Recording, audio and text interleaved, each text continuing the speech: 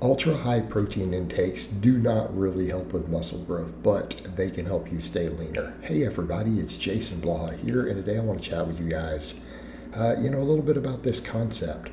So when I was coming up early on in training, we were taught, again, we're talking 25 plus years ago, we were taught by everyone we needed these really, really, really high, ultra high protein intakes. And when I say that, I'm talking 1.5, 2 grams per pound of body weight. Right? That was a thing. Again, everyone always kind of said, well, your baseline is 1 gram per pound. That's what kind of the bodybuilding world settled on.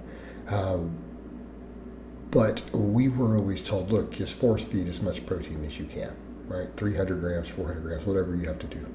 Get that protein in, help you gain muscle. And it did work. It worked. But when we start looking at the evidence, and I'm going to go back and talk about why that worked for us, but when you look at the evidence, it really is around 1.5 grams per kilogram of body weight, not per pound. So for someone like me who weighs about, close to 220 in that range,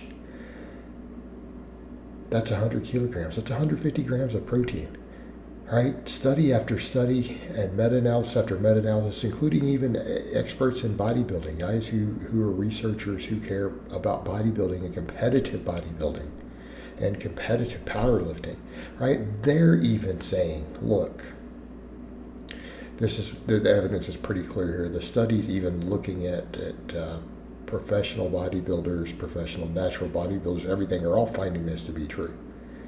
Right? You're just not seeing more muscle growth. And it's interesting, because we have that, and it is true. The data appears to support it, all available information. But that's still high protein. That's still, for someone like me, 150 grams a day. But that's not your minimum, that's your maximum. Does that make sense? People say, oh, so that's what I should hit at a minimum. No. That's the maximum amount that will show any benefit. Your minimum is probably a little lower to still see nearly maximal muscle growth, barring the use of other substances that would increase muscle protein synthesis. And you guys know what those substances are. We're talking pharmaceuticals. But setting that aside, yeah, that's true. So why do guys get the good results doing the other? Because it let us bulk harder, right? Here's the thing. At the end of the day, when you bulk, you've got to cut later. You always have to cut later. For bulking and trying to gain muscle, we're usually gaining body fat. What we generally find when you look at the research on protein overfeeding, which is essentially what a lot of us were told to do. This is what all the bodybuilders and the coaches and everyone was telling people to do back then. Well, if you look at those protein overfeeding studies, what did they show? They show that people usually lose fat. So when they've taken these studies and they take people to really high proteins, even with it should be in theory a small calorie surplus, a lot of times they end up not gaining weight because of the ultra high protein, the thermic effect, everything else, nutrient partitioning. Hey, what do they find? The people lose fat. But keep in mind, when I'm talking that, I'm talking something like, 2 grams per pound of body weight type.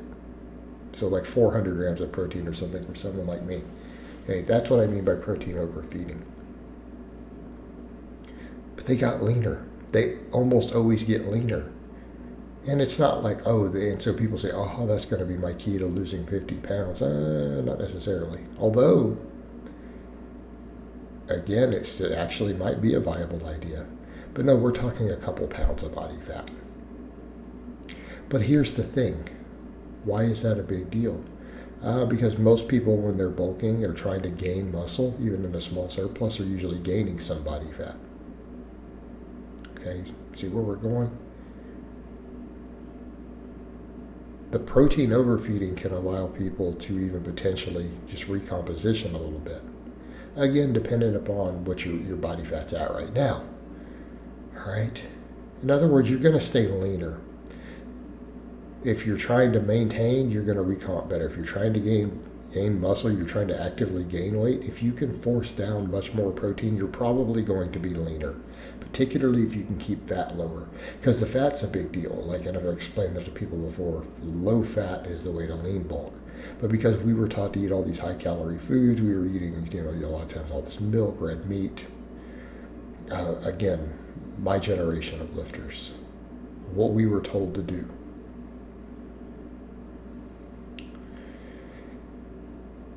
Well, guess what? All that protein overfeeding we're doing probably helped us gain less body fat. And if we're gaining less body fat, we're eating more calories and training harder. This is a good combination. So I think the end result was that guys got really big and really strong, essentially because things like this allowed us to simply force down more food while gaining less fat. And if we could force down more food, more calories, gain less body fat for it, it meant we could get more total calories in. Right? Food is anabolic. Food is absolutely anabolic. So again, a lot of guys got real big and real strong. But we come back over conversely, what happens when you don't bulk that hard and you do, say, maintenance, or you mess with some of the fasting protocols? Guys recomp and get really lean. Hey, haven't we all seen this? Haven't we seen different gurus and people who recommend this sort of thing? Oh, eat 50% of your calories from protein while not eating huge amounts of calories, doing some fasting, but training really hard. What happens? People get ripped. They get ripped. Now, in this case, is the protein helping them gain more muscle to be that high? No, probably not. And if we were to go off of the scientific evidence, that probably becomes pretty high. Okay. But is it contributing to the loss of body fat? Okay. And I think the answer there is yes. In general, you're going to be leaner anytime you replace fat calories with anything, whether it's carbs, protein, whatever. But protein does seem to really have a special place here. Now, again, am I telling anyone to do an all-protein, low-carbohydrate diet when I say this? No, absolutely not. That will definitely inhibit your training, will inhibit your ability to make gains. What I'm saying is the protein overfeeding itself, I think particularly for people who are easy overeaters, I think this is a great way to get leaner and stay leaner. All right, guys, but that's really all I have to say on that today. I hope it's been informative, and I'll talk to you guys next time.